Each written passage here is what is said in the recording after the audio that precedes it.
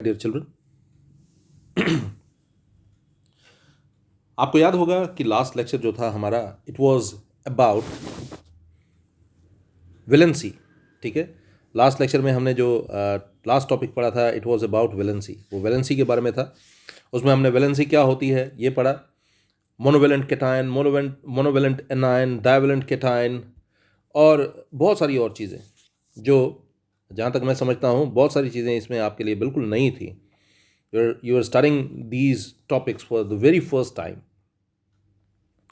आज भी कुछ और नए टॉपिक्स होंगे और मैं उम्मीद करता हूँ कि आप इन्जॉय करेंगे। तो चलते हैं, मैं एक बार रिमाइंड करवा दूँ आपको। एक बार हम देख लेते हैं कि पिछले लेक्चर में हमने क्या पढ़ा था। हमने वैलेंसी के बारे में पढ़ा था कि वैलेंसी क्या होता है। उसमें हमने पढ़ा कि ये कंबाइनिंग पावर है या कैपेसिटी है किसी एलिमेंट की।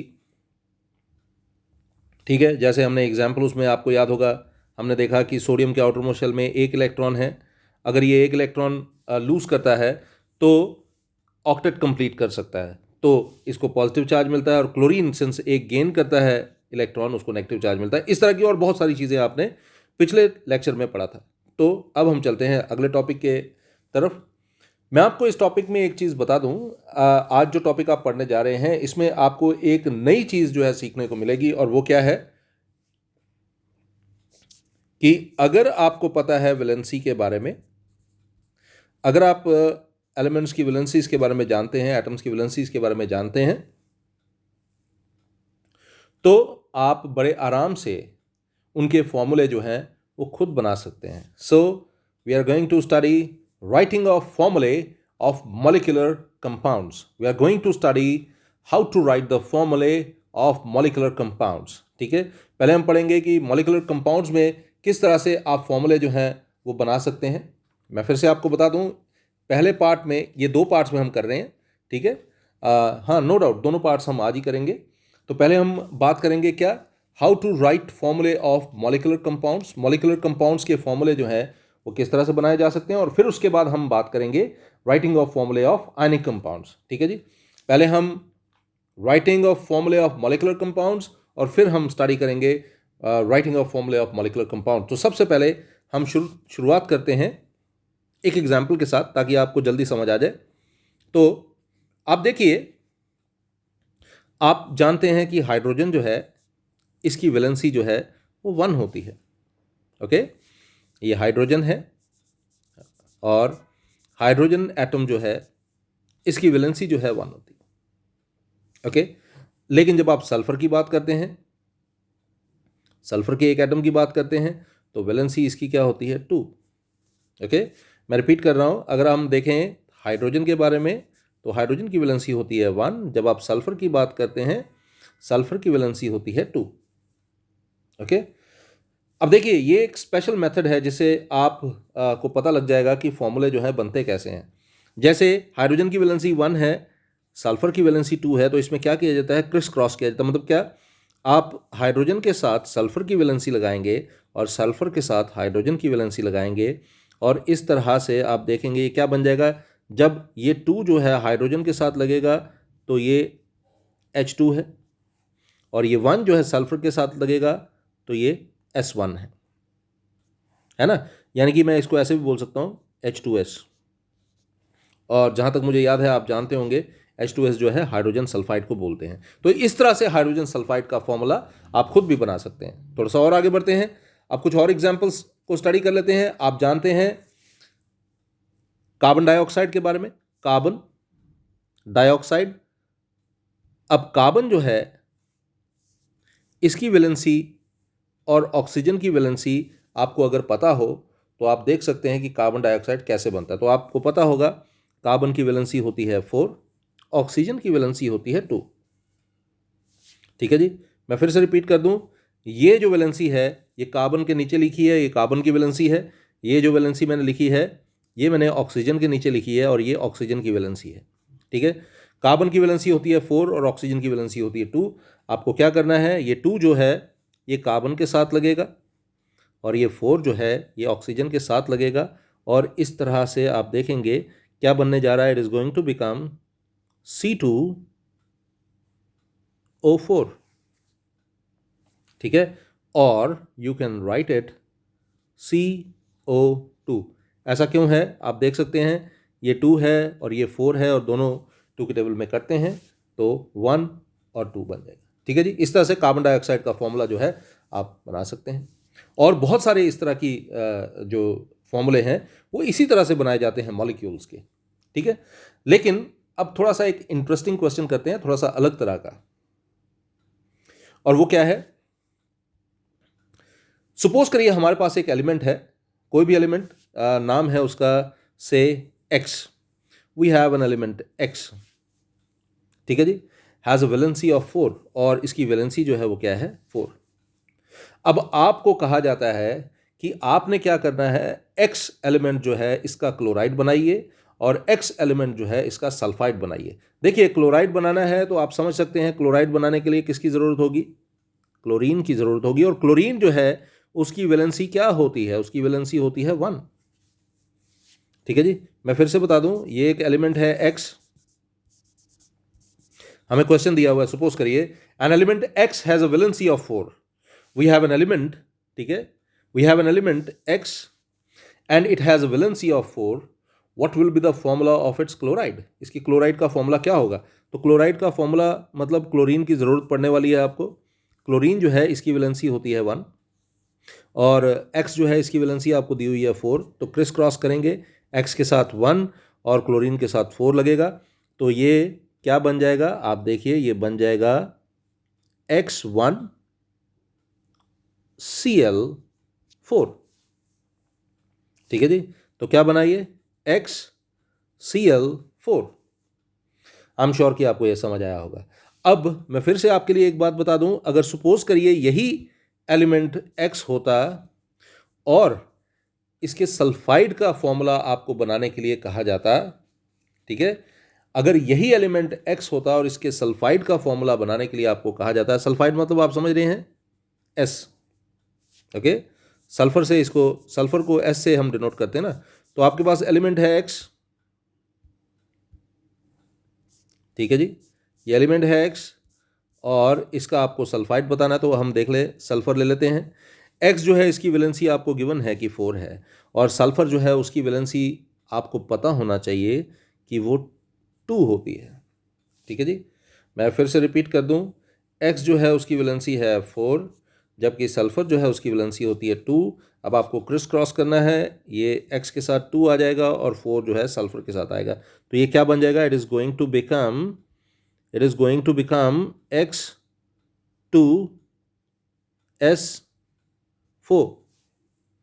X2S4।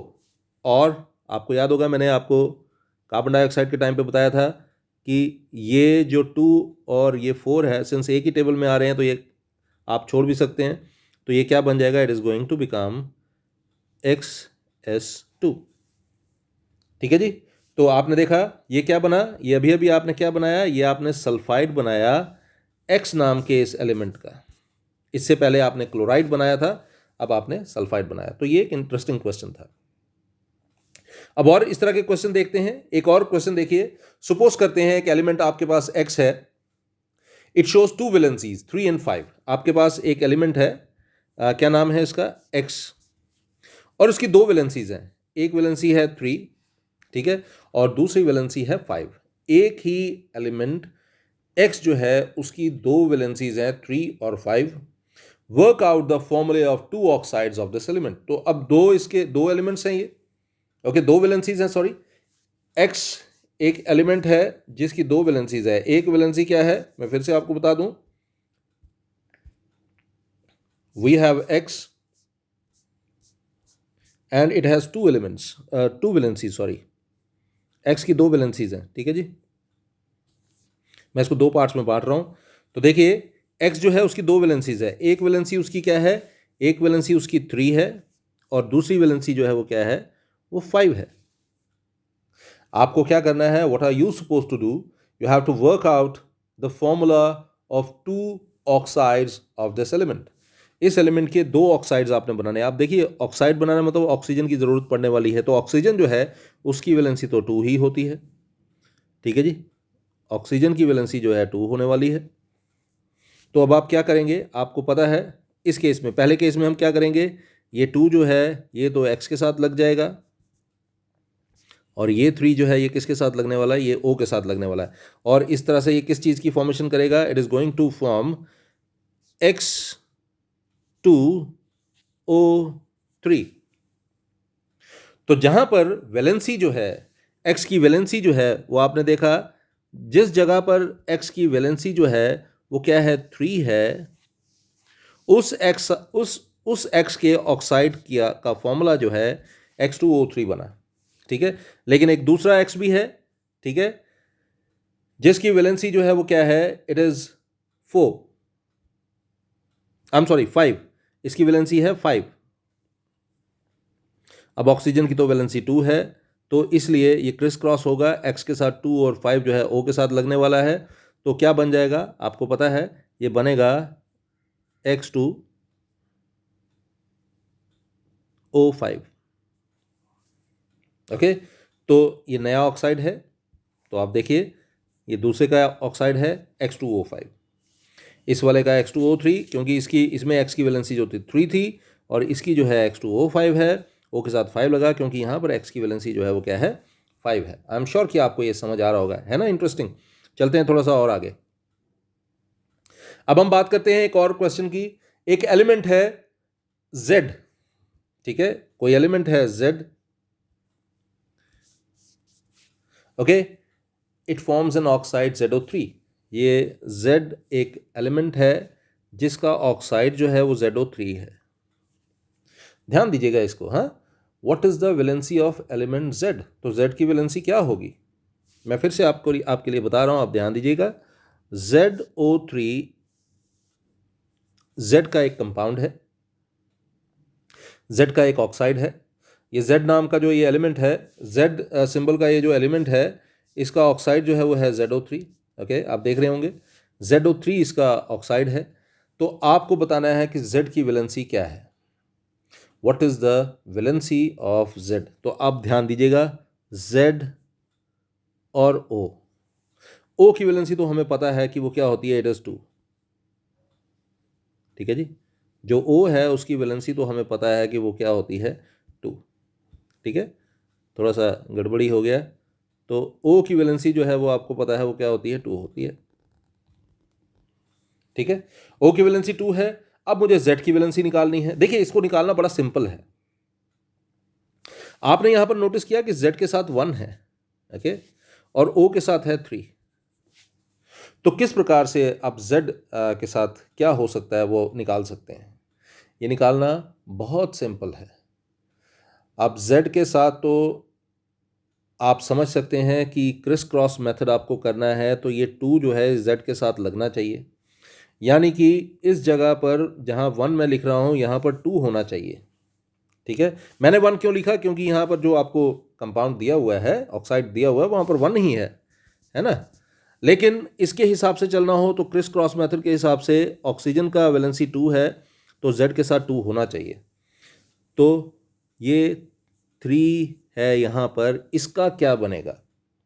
तो आप देखिए यहाँ पर 1 था और आपने इसका डबल कर दिया, 2 बन गया। तो अगर यहाँ पर 3 है तो उसका डबल हो जाएगा, और ये 3 भी जो है, ये 3 जो है, it is going to change into 6, ठीक है जी। I am going to repeat it once again, आप ध्यान दीजिएगा। ZO3 एक ऑक्साइड है, ठीक है जी। आप देखिए Z की वैलेंसी हमें पता नहीं है, लेकिन हम ऑक्सीजन की वैलेंसी जानते हैं, 2 होता है। तो क्रिस क्रॉस जब आप करेंगे, क्रिस क्रॉस के कारण क्या होगा, Z के साथ 2 लगना चाहिए। तो Z के साथ अगर देखिएगा ध्यान से, Z के साथ अगर मुझे 2 लगाना है, ठीक है, तो इसका मतलब है जो प्रीवियसली Z का पार्ट था उसके साथ 1 था, अब मैंने उसको 2 कर दिया है, तो मैंने उसका डबल कर दिया है, ओके। तो मुझे ऑक्सीजन के साथ 3 लगा हुआ है, उसका भी डबल करना होगा, तो 2 इंटू 3 मुझे उसका करना पड़ेगा, जिसके कारण मुझे जो मिलेगा वो क्या होगा, वो होगा Z2O6, ठीक है जी। तो अब आप जानते हैं, अब आपको पता है कि ऑक्सीजन जो है उसकी वैलेंसी तो 2 होती है, जैसा कि हमने यहां पर लिखा ही हुआ है। और ऑक्सीजन के साथ यहाँ पर 6 लगा है, यानी कि Z की वैलेंसी जो है वो क्या होगी, Z की वैलेंसी होगी 6, तभी 6O के साथ लगकर Z2O6 की फॉर्मेशन करेगा। आई एम श्योर कि आपको ये समझ आया होगा। चलते हैं एक और क्वेश्चन की तरफ, और वो क्या है वो मैं आपको बता दूं। यही क्वेश्चन मैं रिपीट कर रहा हूं। An element Z forms an oxide ZO3, what is the valency of Z। तो मैंने Z का वैलेंसी निकाल दिया। अब इसी का एक और पार्ट है, what will be the formula of fluoride of Z। Z का अगर आप फ्लोराइड बनाएंगे, Z जिसकी वैलेंसी आपने कितनी निकाली, आपने Z की वैलेंसी निकाली 6। अब आपको पता है आपने इसका फ्लोराइड बनाना है। फ्लोराइड जो है फ्लोरीन से बना ना, तो उसकी वैलेंसी होती है 1। तो क्रिस क्रॉस आपको करना पड़ेगा। ये 6 जो है F के साथ लगेगा और ये 1 जो है किसके साथ लगेगा, ये Z के साथ लगेगा। और ऐसा होने के कारण क्या होगा, Z1 F6 की फॉर्मेशन होगी, Z1 F6 की फॉर्मेशन होगी। तो इस तरह से आप कह सकते हैं कि फ्लोराइड जो है वो Z का बन गया। तो अब ज़रा सोचिएगा आप, और क्या सोचने को मैं बोल रहा हूँ, आपने जो ऑक्साइड बनाया, जिस ऑक्साइड की फॉर्मेशन आपने की, वो ऑक्साइड वो आपको गिवन था ZO3, ओके। और जिस फ्लोराइड की आपने फॉर्मेशन की वो फ्लोराइड क्या था, इट वाज ZF6, ठीक है जी। आपने Z की वैलेंसी जो है वो 6 निकाल कर दिखाई।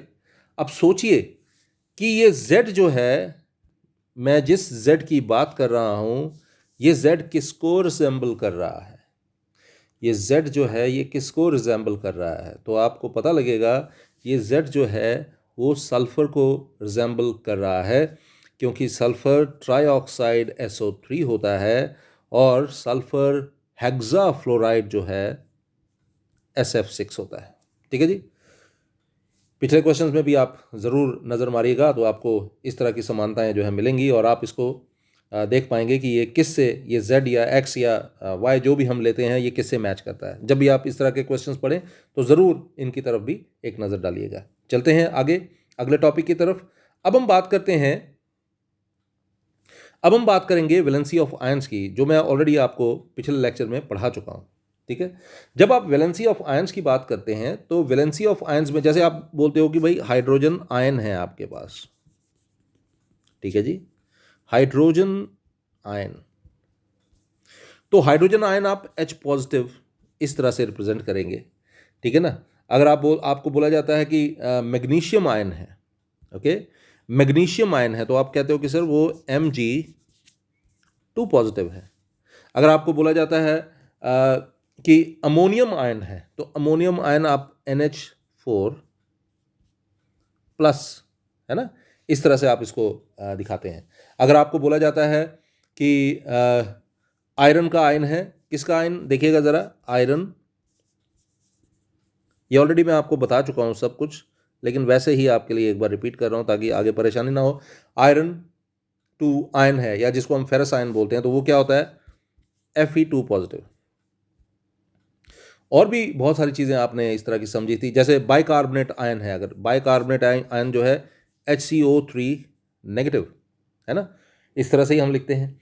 ऐसे ही अगर आपके पास फॉस्फाइड आयन हो, फॉस्फाइड आयन जो है P3 नेगेटिव, इस तरह से। अगर आपके पास नाइट्राइड आयन हो N3 नेगेटिव, इस तरह से। फॉस्फेट आयन हो तो PO4 और 3 नेगेटिव, इस तरह से आप इसको दिखाते हैं, ठीक है ना, इसी तरह से आप दिखाते हैं। अब क्वेश्चन ये है कि अगर सपोज करो आयनिक कंपाउंड्स हो, तो क्या हम उनके भी फॉर्मूले इस तरह से लिख सकते हैं? हाँ, बिल्कुल लिख सकते हैं, हम इसी तरह से उनके फॉर्मूले लिख सकते हैं। आपको याद होगा मैंने सोडियम क्लोराइड के बारे में आपको बताया था, बड़ी बार ये सोडियम क्लोराइड का जिक्र हम कर चुके हैं, तो मैं फिर भी एक बार फिर से करना चाहूँगा। सोडियम की वैलेंसी होती है 1, क्लोरीन की वैलेंसी होती है, सोडियम की क्या वैलेंसी होती है 1 पॉजिटिव, क्लोरीन की क्या होती है 1 नेगेटिव, ठीक है जी। क्रिस क्रॉस किया जाता है, ठीक है। तो क्रिस क्रॉस करने पर एक चीज का आपने ध्यान देना है, और वो क्या है, आप ये साइन की बात नहीं करेंगे। मतलब यहाँ पर जैसे 1 नेगेटिव था, उसको सोडियम के साथ अटैच होना है तो Na ही अटैच होगा, Na1 हो जाएगा ये, है ना। लेकिन नेगेटिव नहीं हम लिखोगे इसको, ठीक है। इसी तरह से Cl1 हो जाएगा पॉजिटिव, लेकिन आप उसको ना पॉजिटिव मेंशन करेंगे, वहाँ पर लिखकर आपको दिखाने की ज़रूरत नहीं है। आपको सिर्फ NaCl जो है उसको लिख देना है। उसका मतलब होगा कि सोडियम जो है उसकी वैलेंसी भी 1 है और क्लोरीन जो है उसकी वैलेंसी भी 1 है। यहाँ पर पॉजिटिव है, नेगेटिव है, इससे आपको कुछ लेना देना नहीं फॉर्मूले में लिखते वक्त, ठीक है जी। चलते हैं आगे और थोड़ी सी एग्जांपल्स को हम स्टडी करते हैं। तो आपको एक और बड़ी इंटरेस्टिंग एग्जांपल मैं आपको बताऊं, एल्यूमिनियम सल्फेट। आपने नाम तो सुना होगा, एल्यूमिनियम सल्फेट। एल्यूमिनियम जो है और सल्फेट तो ऐसे होता है SO4, ठीक है जी। एल्यूमिनियम जो है इसकी वैलेंसी होती है 3 पॉजिटिव, जैसे कि अक्सर मेटल्स के साथ होता है, उनकी दे आर गुड डोनर्स, तो पॉजिटिव चार्ज होता है, उनकी वैलेंसी जो है पॉजिटिव ही होगी। सल्फेट, ओके, जब आप यहाँ पर SO4 की बात करते हैं तो SO4 की वैलेंसी होती है 2 नेगेटिव, याद रखिएगा। Al की होती है 3 पॉजिटिव, सल्फेट की होती है 2 नेगेटिव, क्रिस क्रॉस होगा और किसकी फॉर्मेशन होगी वो देखने वाली बात है। और क्या फॉर्मेशन होने वाला है, Al2, ओके, SO4 3, ओके। तो आप देखिए Al2 SO4 3, इसकी फॉर्मेशन यहां पर हुई है, ठीक है। और कुछ एग्जांपल्स लेते हैं ताकि आप थोड़ा सा और अच्छे से इसको समझ सकें, इस कॉन्सेप्ट को। अब सपोज करिए आपके पास कुछ आयंस दिए हुए हैं, जैसे K पॉजिटिव, जैसे Br नेगेटिव, जैसे Al3 पॉजिटिव, जैसे O2 नेगेटिव। और आपको बोला जाता है कि एल्युमिनियम ब्रोमाइड कैसे बनेगा। तो एल्युमिनियम ब्रोमाइड आप देख पा रहे होंगे, ये है एल्युमिनियम 3 पॉजिटिव। 3 पॉजिटिव का मतलब है इसकी वैलेंसी 3 है, और ये है Br नेगेटिव। Br नेगेटिव का मतलब होता है Br जो है यानी कि ब्रोमीन जो है इसकी वैलेंसी होती है 1, एल्युमिनियम की वैलेंसी है 3, ब्रोमीन की वैलेंसी है 1।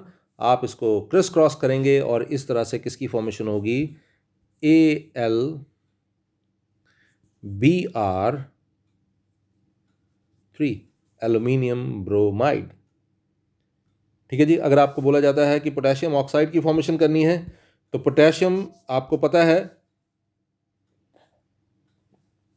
पोटेशियम जो है अगर आपको पता होगा तो पोटेशियम K पॉजिटिव यहाँ गिवन भी है और O2 नेगेटिव है। इसका क्या मतलब है, इसका मतलब है जो पोटेशियम है उसकी वैलेंसी 1, ऑक्सीजन जो है उसकी वैलेंसी, ठीक है जी।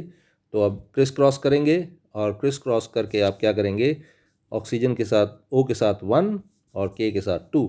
तो इस तरह से किसकी फॉर्मेशन हुई, K2 पोटेशियम ऑक्साइड। आपको पता है सोडियम ऑक्साइड का भी इसी तरह का फॉर्मूला होता है। सोडियम ऑक्साइड जो है सोडियम, अक्सर लोग गलती करते हैं, सोडियम और ऑक्सीजन, सोडियम की वैलेंसी होती है 1, ऑक्सीजन की वैलेंसी होती है 2। ये 1 पॉजिटिव है, ये 2 नेगेटिव है।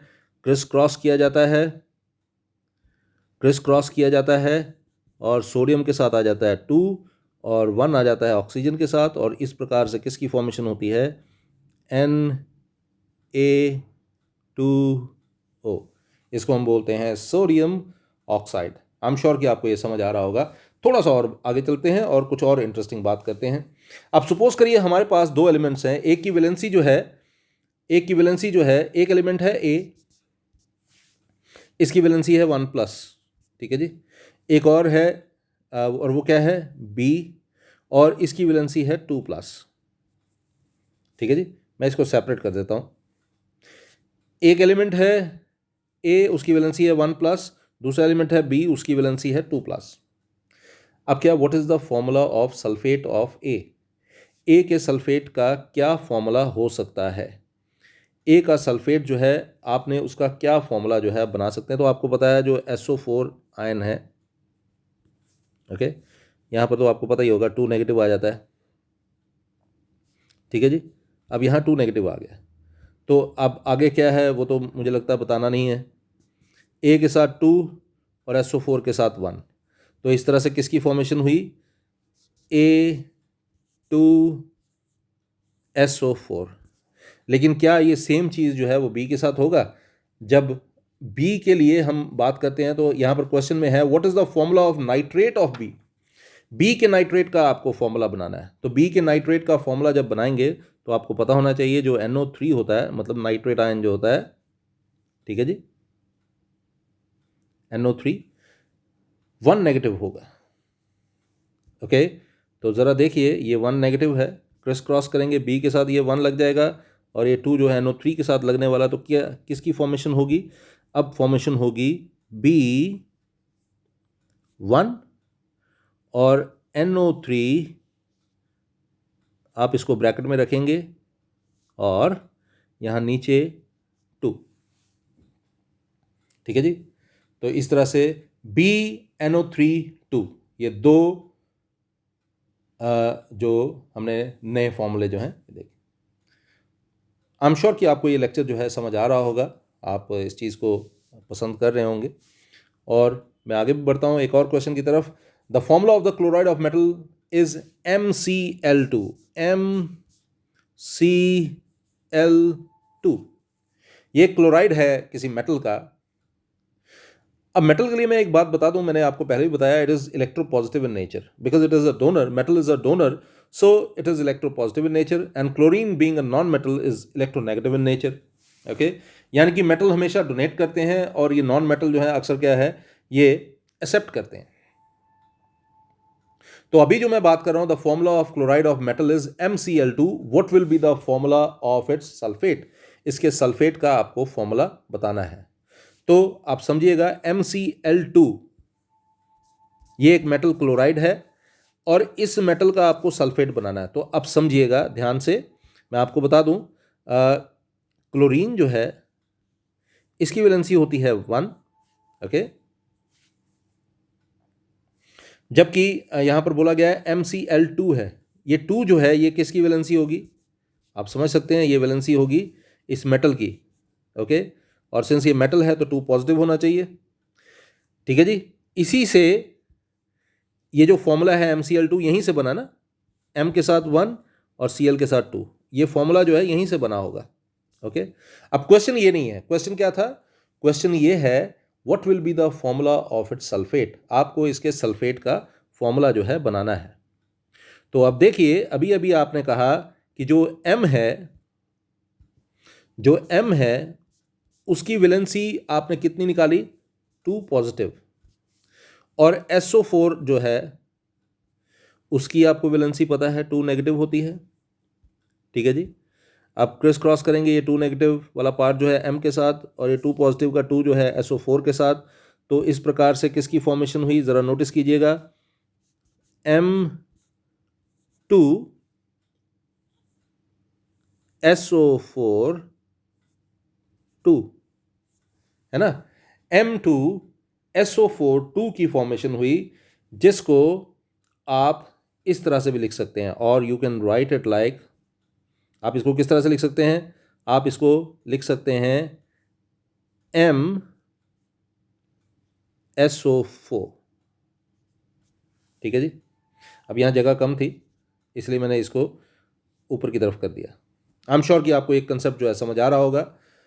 सिंपल कंसेप्ट था, इंटरेस्टिंग कंसेप्ट था, और आप इसको बड़े आराम से कर सकते हैं, सॉल्व कर सकते हैं, आप बहुत सारी चीज़ें इसमें सीख सकते हैं, ठीक है ना। जैसे कई बार इस तरह का भी क्वेश्चन आ जाता है, आपको एक जैसे ये दिया हुआ है CH3 COONA, और आपको पूछा जाएगा कि भाई ये जो CH3 COONA है इसका कैटायन और एनायन पार्ट जो है वो आप बताइए क्या है, ठीक है जी। इसका कैटायन पार्ट बताइए, आप इसका एनायन पार्ट बताइए, आपके लिए कोई मुश्किल काम नहीं होगा, ठीक है। आपको इसका कैटायन पार्ट और एनायन पार्ट बताना है। तो आप देखिए, जब आप इसको ध्यान से देखेंगे तो ये 2 पार्ट से बना हुआ है, CH3 COO और साथ में Na, ठीक है। और Na के बारे में तो आप जानते हैं, Na जो है वो मेटल है तो इलेक्ट्रोपॉजिटिव होगा। तो ध्यान रखिएगा, ये जो CH3COO बच गया है, डेफिनेटली ये इलेक्ट्रोनेगेटिव होगा, ठीक है ना। तो अब मैंने आपको बता दिया है कि Na तो पॉजिटिव है, CH3COO नेगेटिव है, कौन सा पार्ट एनायन है और कौन सा पार्ट कैटायन है, आप यहाँ से जज कर सकते हैं, गेस कर सकते हैं। आई एम श्योर कि आपको ये कंसेप्ट जो अच्छे से समझ आया होगा। मैंने पूरी ईमानदारी के साथ इस टॉपिक को समझाने की कोशिश की, आपको समझ ज़रूर आया होगा। और अगर वीडियो पसंद आया होगा तो लाइक ज़रूर किया कीजिए और शेयर भी ज़रूर किया कीजिए। अगर किसी चीज़ का बेनिफिट केवल हम उठा रहे हैं तो उस बेनिफिट का कोई फ़ायदा नहीं है। समाज में रहना हो तो हर इंसान जो है हमारे साथ आगे बढ़े, जो बेनिफिट्स हमें मिल रहे हैं वही बेनिफिट्स उनको भी मिलें, तभी सब लोग इकट्ठे आगे बढ़ सकते हैं। ये ज़रूरी बात है। तो ये बेनिफिट्स जो आपको मिल रहे हैं, जो फ़ायदा आप उठा रहे हैं इन वीडियो से, केवल अपने तक सीमित मत रखिए, बाकी दोस्तों को, अपनी सहेलियों को, अपने साथियों को भी वो फ़ायदा उठाने दीजिए। अपना ध्यान रखिए। वीडियो लाइक ज़रूर कीजिए, शेयर ज़रूर कीजिए, सब्सक्राइब नहीं किया तो सब्सक्राइब ज़रूर कीजिए।